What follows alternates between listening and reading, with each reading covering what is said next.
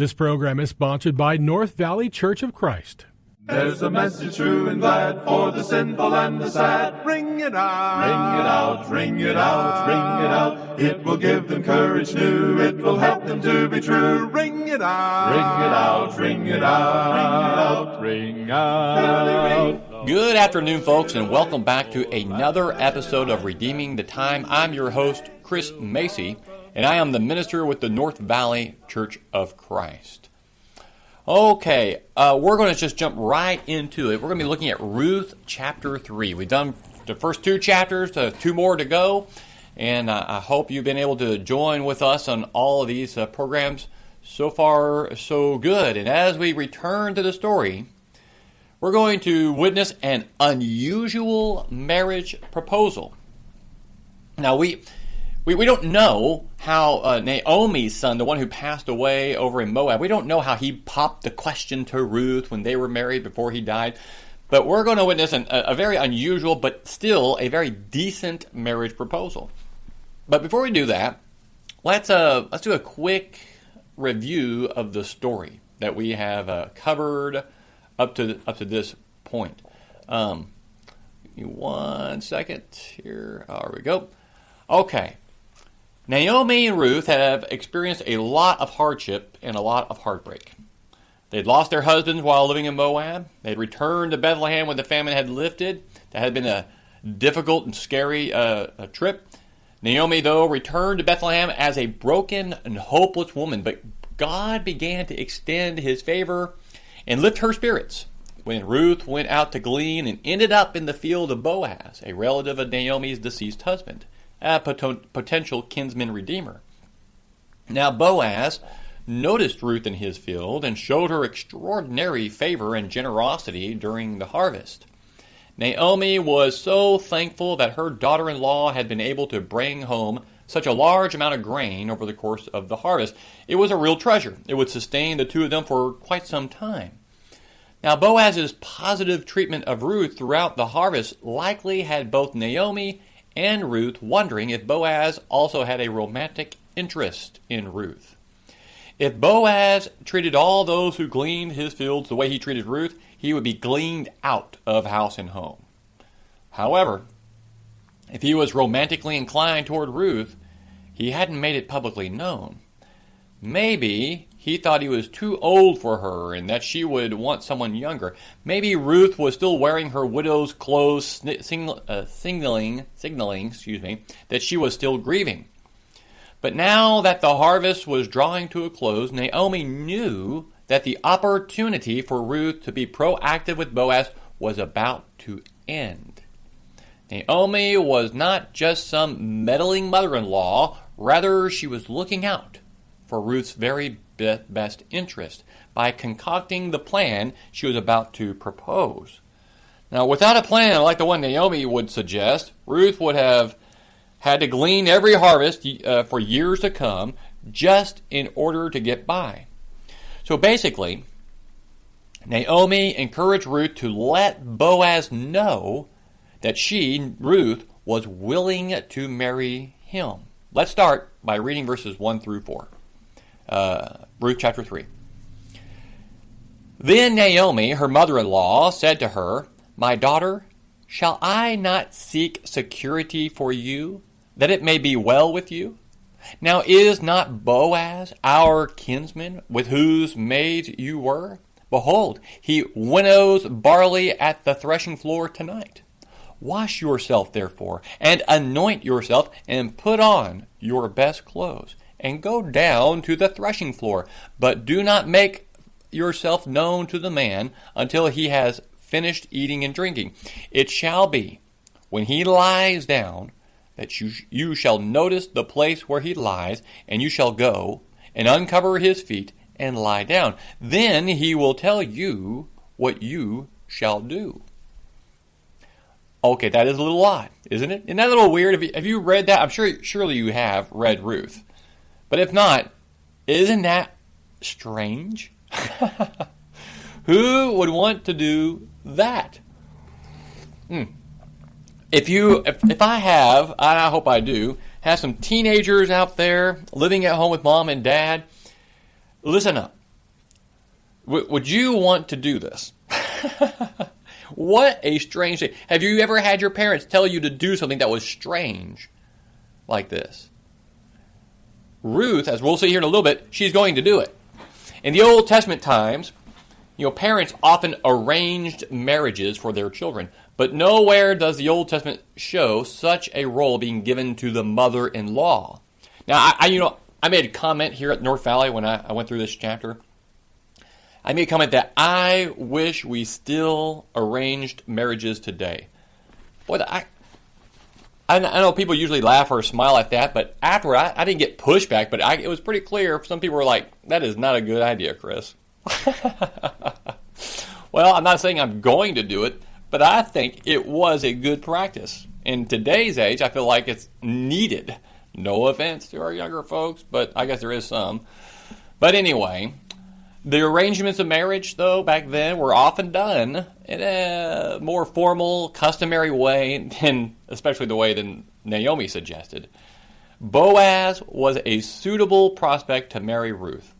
Not just because he was wealthy or and a man of character, but because he was a close relative. A levirate marriage is literally a marriage with a brother-in-law. Now, levirate, if I'm saying that correctly, Levirate, it has nothing to do with the tribe of Levi, Levi, even though they've got the same first four letters. It comes from a Latin word, levere, and it means a husband's brother. You see, back then, if a man died without a child, it was common for the man's unmarried brother to marry the widow in order to provide an heir for the deceased. The widow would marry a brother-in-law, and the first son produced in that union would be considered the legal descendant of her dead husband. The Old Testament law even speaks of this. Deuteronomy 25, 5 through 6. When brothers live together and one of them dies and has no son, the wife of the deceased shall not be married outside the family to a strange man. Her husband's brother shall go into her and take her to himself as wife and perform the duty of a husband's brother to her.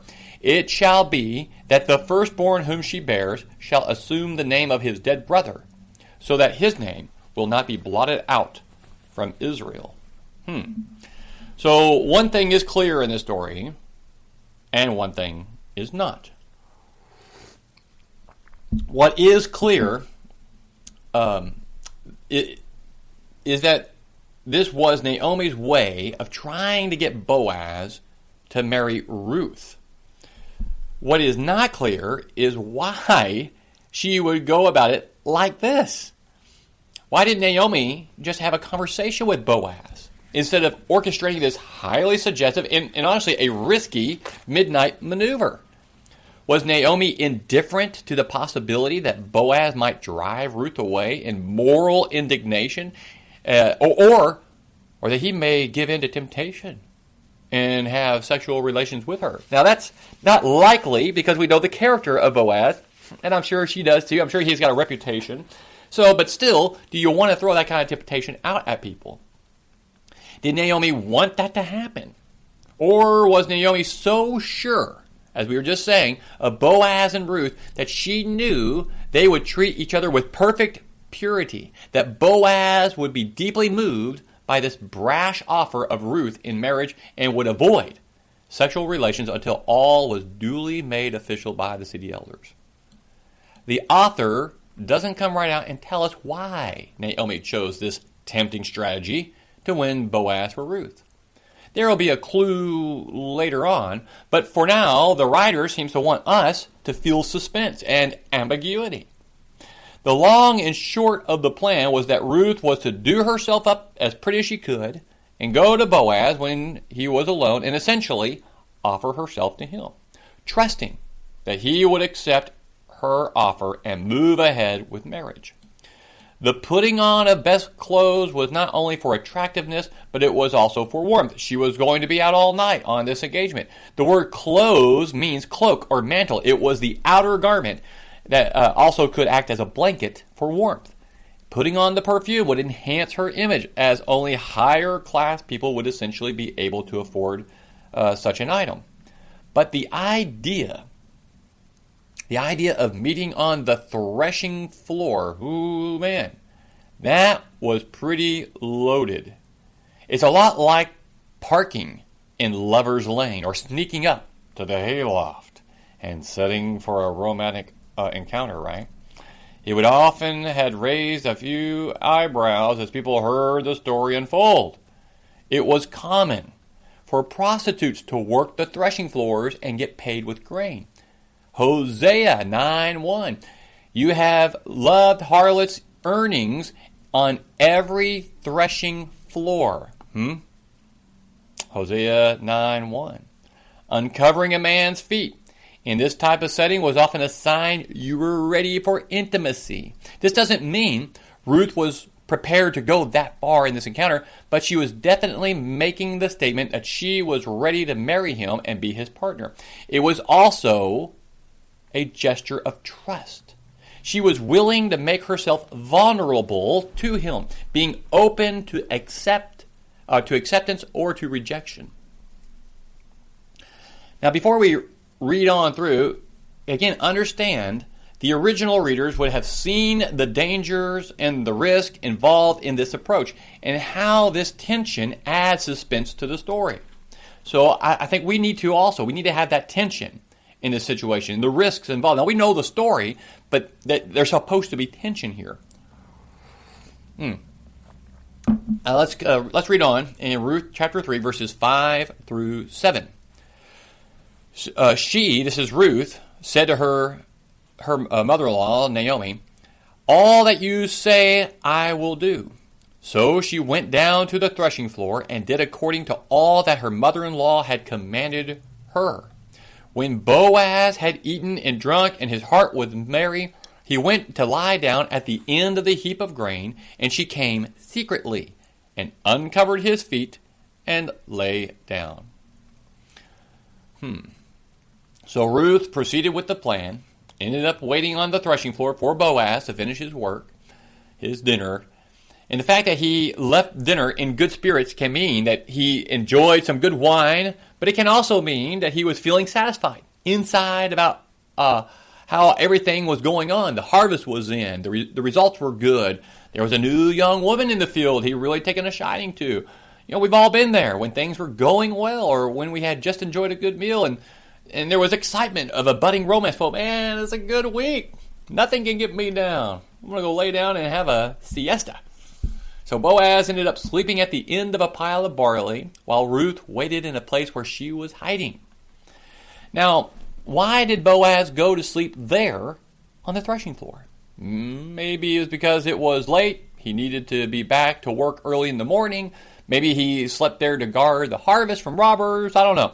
But as soon as everyone was gone, and Boaz began to snore, Ruth quietly approached him, right?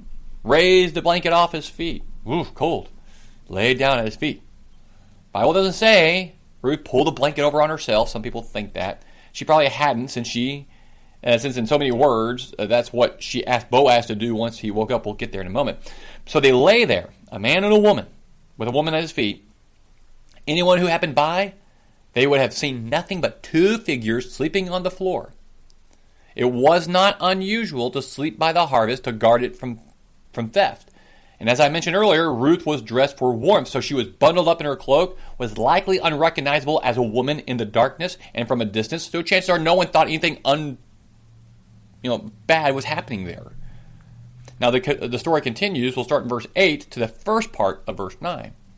It happened in the middle of the night that the man, Boaz, was startled and bent forward, and behold, a woman was lying at his feet. He said, "Who are you?" And she answered, "I am Ruth, your maid." So something startled Boaz out of his sleep. It might have been the movement of Ruth at his feet. It might have been the cool air on his uncovered feet, probably, I think. But whatever it was, Boaz woke up, noticed a woman lying there. "Who are you?" he would ask. It's not surprising he didn't recognize it. It was dark. He just woke up. He's probably a little disoriented. Could you imagine how fast Ruth's pulse must have been racing when Boaz awoke and asked the question? But she was ready to respond. And interestingly enough, the text doesn't say that Naomi rehearsed a speech with her. The Bible says, Ruth said, I am Ruth, your servant. This is the second part of verse 9. Take me under your wing, for you are a family redeemer.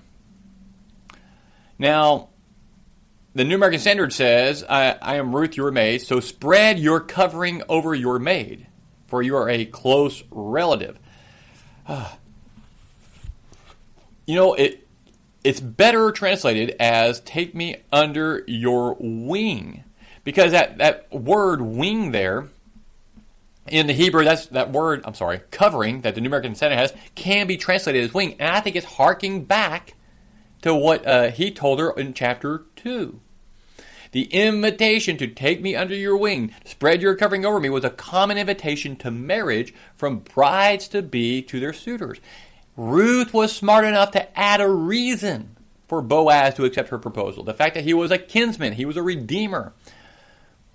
But I imagine that there had to have been an immense amount of silence for a moment while Boaz allowed himself to come to grips with the fact that this amazing young woman was actually interested in becoming his wife. And he was still waking up. It was dark. He found out who it was, and she pretty much proposed, hey, I'm ready to get married. Are you? And then dead silence in the dark. She probably can't even see his face reaction. So how stressful this moment must have been for poor Ruth as she waited for a comment from her. But the Bible records Boaz's response for us. Look there at verses 10 and 11. Then he said, May you be blessed of the Lord, my daughter. You have shown your last kindness to be better than the first by not going after young men, whether poor or rich. Now, my daughter, do not fear. I will do for you whatever you ask, for all my people in the city know that you are a woman of excellence. So, as always, Boaz began by requesting that the Lord bless Ruth. Rather than rejecting Ruth's request or ridiculing her for making such a bold proposal or rebuking her for disturbing his sleep, instead he calls on the Lord to do the best possible for Ruth. By blessing her, he's affirming her value both to the Lord and to himself. And then he commended her for showing kindness to him. You've shown me more than before. He's saying there that the kindness she was now showing him by choosing him rather than some younger man was better and greater than the kindness she had shown her own mother-in-law when she left her home and family and returned to Bethlehem. Now, the word kindness, that's an important word in the Old Testament. It is representative of God's actions toward the nation of Israel. The word is hesed, H-E-S-E-D, and it stands for a loyal and committed love, grace and favor. The fact that Boaz refers to her twice as his daughter, again, suggests the age gap between them. And the next thing Boaz did was reassure Ruth that he would most certainly and happily be her husband because, well, everyone else knew what a woman of noble character she was. He wanted her to know she was indeed a keeper and that she had nothing to fear. But there was one minor problem. Look down at Ruth 3, verses 12 to 13. Boaz continues, Now it is true that I am a close relative. I am a redeemer. However, there is a relative closer than I. Remain this night, and when morning comes, if he will redeem you, good. Let him redeem you. But if he does not wish to redeem you, then I will redeem you as the Lord lives. Lie down until morning. Okay. Love Boaz. He comes across as such a generous and faultless man who has such amazing self-control. He very much wants to marry this amazing young woman. But there is another relative who is a closer relative, and he is and should have the first option to marry her. The fact that Boaz was aware of this reality tells us that he's been thinking about marrying Ruth. Don't you agree? He knew that he was in line as a kinsman redeemer, but he also knew there was a second in line. Being aware of his status, he was waiting for a sign from Ruth. that she was interested in him over and above others. He didn't want to come across as that creepy old guy. But talk about integrity. If he was to push ahead and marry Ruth without consulting the other man, he would be breaking the law. If they married and the other man made a fuss, the marriage could be canceled or worse. Boaz would not jeopardize their future by getting off to a bad start. So he encouraged her, be patient. He was hoping and trusting that God would provide a way for him to approach the other kinsman redeemer peaceably and end up being able to marry Ruth.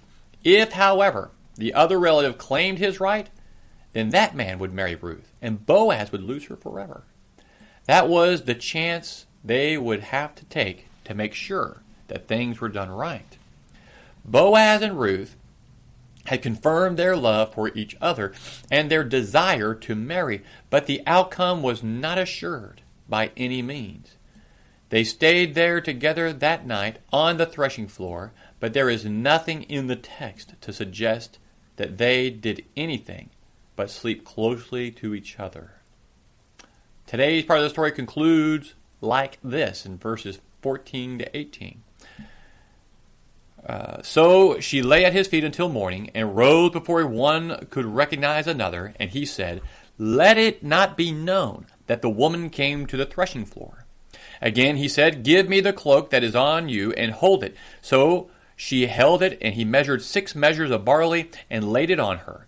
Then she went into the city. When she came to her mother-in-law, she said, "How did it go, my daughter?" And she told her all that the man had done for her. She said, "These 6 measures of barley he gave to me, for he said, 'Do not go to your mother-in-law empty-handed.'" Then she said, "Wait, my daughter, until you know how the matter turns out, for the man will not rest until he has settled it today." All right. So the two of them wake up. The earliest light, Boaz gave her a large amount of grain to take home. This gift did 2 things. Sent a signal to Naomi. Ruth's venture had gone well. Boaz would pursue redeeming her daughter-in-law through marriage. That's good. But also, it was a defense to guard Ruth in case she came across anyone on her walk home. Carrying a load of grain would lead people to think that she had been working late, fell asleep in the fields, and was just now coming home.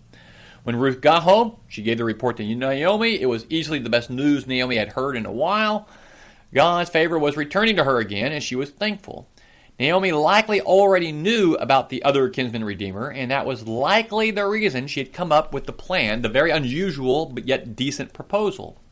But now, having seen God's hand in all of this, she was, I'm sure, was confident that all would go well. So we'll hit on how that goes next week in chapter 4. But I want to talk about some of the lessons we can learn here.